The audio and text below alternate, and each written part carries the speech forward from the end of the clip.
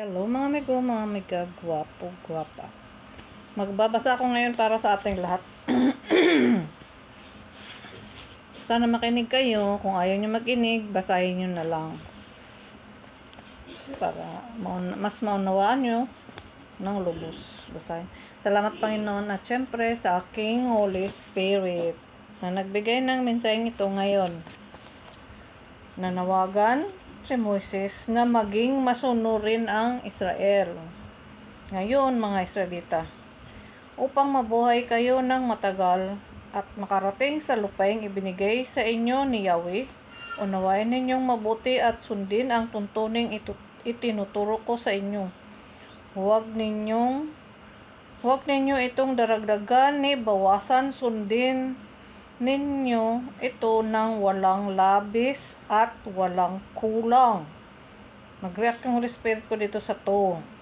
Huwag ninyo itong daragdagan ni bawasan, sundin ninyo ito ng walang labis at walang kulang. Nakita ninyo ang ginawa ni Yahweh sa Baal Peor. Nilipol niya ang lahat ng sumamba kay Baal. Ngunit kayong nanatiling tapat sa kanya ay buhay. Buhay pa hanggang ngayon.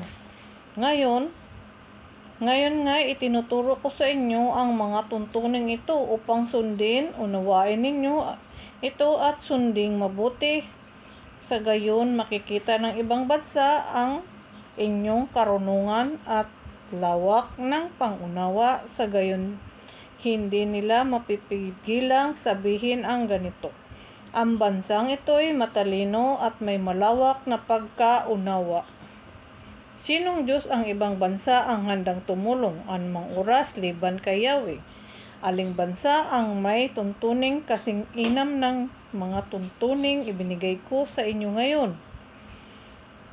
Ngunit kaiingat kayo, ang mga bagay na inyong nasaksihan ay huwag ninyong kalilimutan o ipagpawalang bahala habang kayo'y nabubuhay. Ituturo ninyo ito sa inyong mga anak at mga apo. Huwag ninyong kalilimutan ang sinabi ni Yahweh nang kayo'y nasa harap ng bundok ng Horeb. Tipunin mo sa harapan ko ang buong bayan. Ituturo ko sa kanila ang aking mga utos upang magkaroon sila ng takot sa akin habang sila'y nabubuhay. Ituturo naman nila ito sa kanilang mga anak. Andiyan na naman yung green. At kayo'y magtipon sa paanan ng bundok. Ito'y naglalagablab ng suko sa langit. Pagkatapos nabalot ito ng lupa mula sa gitna ng apoy. Nagsalita sa inyo si Yahweh. Narinig ninyo ang kanyang tinig, ngunit hindi ninyo siya nakita. Ipinapahayag niya ang mga tuntunin ng kanyang pakikipagtipan sa inyo. Ang sumpang utos na isinusulat niya sa 2 tapyas ng bato. Noon, inuutos niya sa akin na ituro sa inyo ang mga tuntunin na inyong susundin sa lupaing titirhan ninyo. Amen po. Yun po. Salamat po kung kayo nakikinig. Yan ang binigay sa akin. Tapusin ko kaya itong form. Tapusin ko na lang itong form. Ang babala laban sa pagsamba sa Diyos-Diyusan. Nang kayo kausapin ni Yahweh mula sa apoy sa Horeb, wala kayong nakitang anyo, kaya ingat kayo. Huwag kayong gagawa ng anumang larawan upang sambahin, maging kawangis ng tao, hayop sa ibabaw ng lupa, ibon ng anumang gumagapang o ng anumang isda. Huwag ninyong sambahin ang araw, buwan, bituin o alinmang buntala na nilalang ni Yahweh para sa inyo. Hinango kayo ni Yahweh sa pagkaalipin sa Ehipto upang maging kanya lamang. Nagalit nga sa akin si Yahweh dahil sa inyo at isinumpa niyang di ako makararating sa masaganang lupaing ibibigay niya sa inyo. Hindi ninyo ako makakasama sa sa kabila ng Jordan, dito na ako mamamatay. Ngunit, nag-react siya dito, 21, nagalit sa akin si Yahweh dahil sa inyo at isinumpa niyang di ako makakarating sa masaganang lupaing ibibigay niya sa inyo. Hindi ninyo ako makakasama sa kabila ng Jordan. Dito na ako mamamatay, ngunit kayo'y magpapatuloy upang sakupin ang lupaing yaon. Mag-iingat kayo, huwag ninyong kakalimutan ang tipan na sa inyo ni Yahweh. Huwag kayong gagawa ng anumang larawan upang sambahin gaya ng ipinagbawal niya sa inyo. Si Yahweh ay apoy na nakatutupok at ayaw niyang may kaagaw siya sa inyong pagmamahal. Kahit gaano katagal ang abutin ninyo roon, kahit kayo magkaanak at magkaapo, huwag kayong gagawa ng mga larawan upang sambahin, pagkat nagagalit sa inyo si Yahweh. Larawan, wag daw gagawa ng mga larawan. Pag nilabag ninyo ang utos na ito, ngayon pa'y sinasabi ko na sa inyo na hindi kayo magtatagal sa lupaing yaon sa kabila ng Jordan. Pagkat malilipol kayo'y pangangalatin ni Yahweh sa iba't ibang dako, at kaunti lamang ang matitira sa inyo, at sa lugar na pagtatapunan sa inyo ay maglilingkod kayo sa Diyos-Diyosang kahoy at bato, mga gawa ng tao. Sila'y hindi nakakikita, nakaririnig, nakaamoy, ni nakakakain. Magkagayunman, masusumpungan ninyong muli si Yahweh kung siya'y buong sikap at taimtim ninyong hahanapin. Kapag nangyari na ang lahat ng ito, anupat kayo'y nasa matinding kahirapan, matututo kayong manunumbalik at sumunod sa Kanya. Siya ay mahabagin, hindi niya kayo pababayaang malipol, pagkat hindi niya kalilimutan ang Kanyang tipan sa inyong mga ninuno. Isipin ninyo kung may naganap ng tulad nito, nasaksihan o nabalitaan man lamang mula nang likhain ng Diyos ang daigdig. Maliban sa inyo, sino ang nakaririnig sa tinig ng Diyos mula sa haliging apoy at nanatiling buhay? Sinong Diyos ang naglabas ng isang buong lahi mula sa isang bansa upang maging kanya sa pamamagitan ng pakikipagsubukan ng kapangyarihan, ng kababalaghan, ng digmaan at ng makapangyarihang mga gawa tulad ng ginagawa ni Yahweh sa Ehipto? Ang mga pangyayaring ito ay ipinamalas niya sa inyo upang maniwala kayo na walang ibang Diyos maliban sa Kanya. Mula sa langit, nagsalita siya sa inyo upang kayo'y turuan. At dito sa lupa, nagsalita siya mula sa apoy. At dahil sa pag-ibig niya sa inyong mga ninuno, hinirang niya kayo, at sa pamamagitan ng kanyang kapangyarihan ay inilabas kayo sa Ehipto. Pinuksa niya ang mga bansang mas malakas sa inyo upang maluwag kayong makapanirahan sa lupaing ibinigay niya sa inyo ngayon. Dahil dito, dapat ninyong malaman na sa langit at sa lupa'y walang ibang Diyos liban kay Yahweh. Sa langit at sa lupa ay walang ibang Diyos liban kay Yahweh. Kaya nga, dapat ninyong sundin ang Kanyang mga utos at tuntuning sinasabi ko sa inyo ngayon. Sa gayon, mapanuto kayo at ang lahing susunod sa inyo. Magtatagal kayo habang panahon sa lupaing ibinigay niya sa inyo. Ang mga lungsod na taguan sa silangan ng Jordan. Pagkasabi noon, pumili si Moses ng 3 lungsod sa kabila ng Jordan upang maging taguan ng sinumang makamatay ng di sinasadya kapag ito'y nakapasok sa alinman sa mga lungsod na iyon. Iligtas na ito sa paghihiganti ng mga kamag-anak ng namatay. Ito ang mga lungsod nang ibinubukod niya ang Bezer sa ilang sa kataasan para sa lipi ni Ruben, ang Ramot sa Galaad para sa lipi ni Gad, at ang Golan sa Basan para sa lipi ni Manases. Paunang salita tungkol sa kautusan. Ito ang kautusang ibinigay ni Moises sa mga Israelita, mga batas at tuntuning ipinapahayag niya nang sila'y makalabas na sa Ehipto.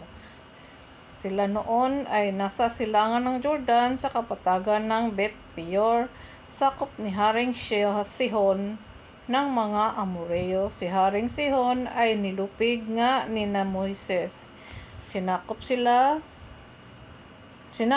ang lupain nito, pati ang lupain ni Haring Og. Ang lupaing nasakop nila noon ay mula sa Aroer sa tabi ng ilog Arnon hanggang bundok ng Sirion o Hermon. Sakop din ang buong Araba sa silangan ng Jordan hanggang sa baybayin ng dagat na patay sa paanan ng bundok ng Pisgah. Amin po. Yun na po ang binigay sa akin. Itong buong 4 binasa ko. Sana naunawaan nyo. Walang ibang Diyos sa langit at sa lupa. O, diba? Siya lang ang tanging Diyos. At siya ang yung apoy. Diba? Nakasulat yan dito. Siya nga ang apoy. Yung apoy na nakakatupok. Siya, sana ba yun? Basahin nyo na lamang po muli para maunawaan nyo. Ito binigay sa akin ngayon lang. Binigay nito sa akin. Ito, mga tuntunin, no? Bumalik na, pakatulad sa mga sa Exodus na mga tuntunin, oh. Ito, nasa Deuteronomy, binigay din, oh. Kautusan, huwag tayong gagawa ng mga larawan. Tandaan natin, mga larawan. Nakasulat naman dito. Anumang larawan. Larawan. Ang dami niyong tapos ginagawang idol. Ginagawang pinapanalanginan. Nakaharap sa larawan. Huwag tayong humarap sa mga larawan, sa mga rebultong hindi nakakapagsalita, hindi kumakain.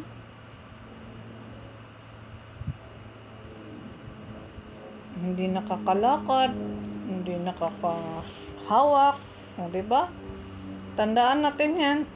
Nakasulat naman dito, noon pa to. Noon pa, at inulit na lang muli para sa ating lahat, o, diba? Para sa mga darating na sila ay makaiiwas sa pagsamba sa mga Diyos-Diyosan, dahil ang mga darating ang tagapagsunod ng mga kautusan na to. Kaya dapat talaga natin itong ipahayag sa atin, sa kasalukuyan hanggang sa darating, para malaman nila ang tunay na katotohanan at hindi sila malinlang ng husto, hindi sila maligaw ng landas, dahil dalawa lang naman ang pagpipilian nila, ang tama at mali. Nasa sa kanila kung saan sila lalakad, sa tama ba o sa mali ang kanilang lalakaran. Nasa sa atin ang pagpili. Ayan, nakasulat naman dito. Ang lahat-lahat. Huwag tayong sumamba sa mga nandito pala yun, oh. Pagkatapos nabalot ito ng ulap mula sa gitna ng apoy, nagsalita sa inyo si Yahweh, narinig ninyo sa kanyang tinig, ngunit hindi ninyo siya nakikita. Ipinapahayag niya ang tuntunin ng kanyang pakikipagtipan sa inyo, ang 10 utos. O, diba? Sinulat niya sa 2 tapyas na bato. Kaya dapat yung mga tapyas ng bato Kahit saan pwede nating makita para paalala sa ating lahat.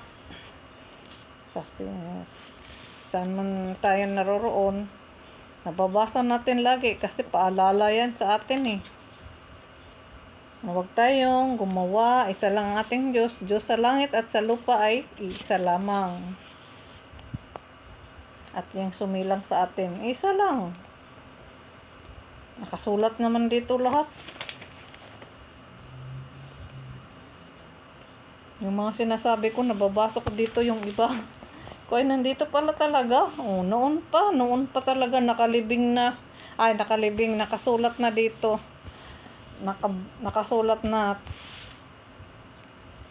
Dito ko nakikita ang mga nasasabi ko noon at nasasabi kong kasalukuyan. Nandito sa lumang tipan.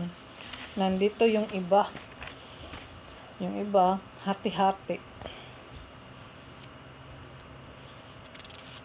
Kung ano man yung nasasabi ko, nandito talaga lahat. Kaya nandito pala lahat. Nababasa ko talaga.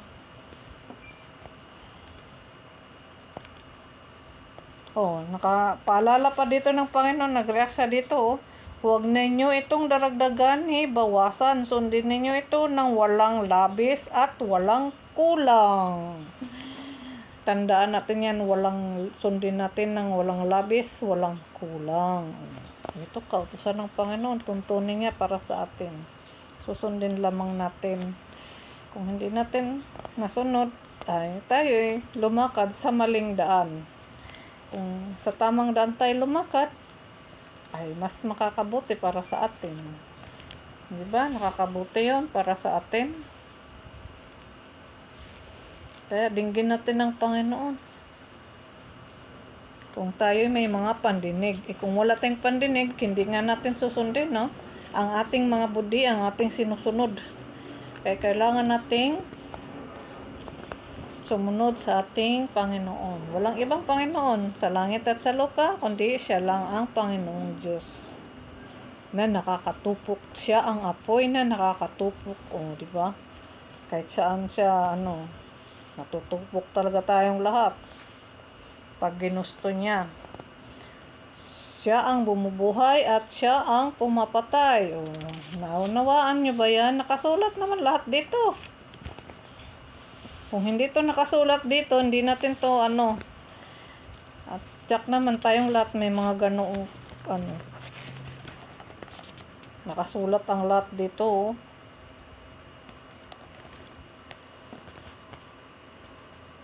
Saan na ba yun At kayo'y nagtipon sa paanan ng bundok, ito'y naglalagablab ng suko sa langit. Nabalot ito ng ulap mula sa gitna ng apoy. Ang liwanag ba yun? Di ba naliliwanagan na ba tayo? Mga tulog dyan, mga hindi pa aware sa mga ginagawang mali. Sana itama nyo na. Itama nyo na ang inyong mga ginagawa bago mahuli ang lahat. Saka pa tayo tatawag sa Panginoon. Saka pa tayo dudulog sa Panginoon pag nahuli na ang lahat. Sasabihan tayo, kilala ba kita? Sino ka ba? Gaganunin tayo, di ba? Masakit yun. Kahit ganyanin tayo ng ating kapwa, masakit yun. Ang Panginoon pa, magsasabi sa atin ng ganun. Sabihin sa iyo, nagsasalita na ako sa iyo noon pa. Tinalikdan mo ako. Tumalikod ka sa akin. Hindi mo ko sinusunod. At sino ka ngayon? Gaganunin tayo. Kung kailan tayo nahihirapan, saka tayo lalapit. Saka tayo tatawag ng Panginoon. Panginoon, tulungan mo ako. Dapat araw-araw tayong tumatawag sa Panginoon, humingi ng patawad, humingi ng paumanhin dahil siya ang ating Panginoon, ang lumikha sa atin. Hindi naman tayo ang laki ng utang na loob natin sa Kanya. Nandito rin yan nakasulat. Lahat nakasulat ang mga yan. Kaya sundin natin yung Panginoon. Yung mga gusto niyang gawin para sa atin. Yun ang tuntunin natin. Kung ayaw nyo naman, nasa sa inyo pa rin ang pagpili. Piliin nyo ang gusto nyo. Sumunod sa sarili nyong budhi, nasa sa inyo pa rin. Salamat po, mga gwapo, gwapa, amigo-miga. Huwag tayong sasamba, huwag tayong harap sa mga anumang klaseng larawan. Mga paalala ng Panginoon. At sa mga rebultong hindi nakakapagsalita, hindi nakakatulong, hindi nakakakain, hindi nakakalakad, hindi nakakakita. Huwag tayong sumamba doon sa mga ganong Diyos-Diyusan. Ayaw niya ng ganon. Siya ang lumikha sa atin, tapos sasamba tayo sa Diyos-Diyusan. Ano tayo, hello? Napakalaki nga nang wala tayong utang na loob. Laki nating walang utang na loob sa Kanya.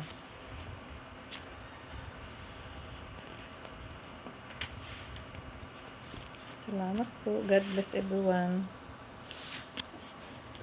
Naway sumasa atin ang Panginoon lagi at kapayapaan para sa ating lahat. Salamat po muli. Ito binigay sa akin. Salamat po. Kung kayo nakikinig at kung hindi naman, basahin nyo uli. Basahin nyo kung gusto nyo. Kung ayaw nyo sa pakikinig ng pagsasalita ko kasi malamya man o ano, nasa sa inyo pa rin yan. Salamat po.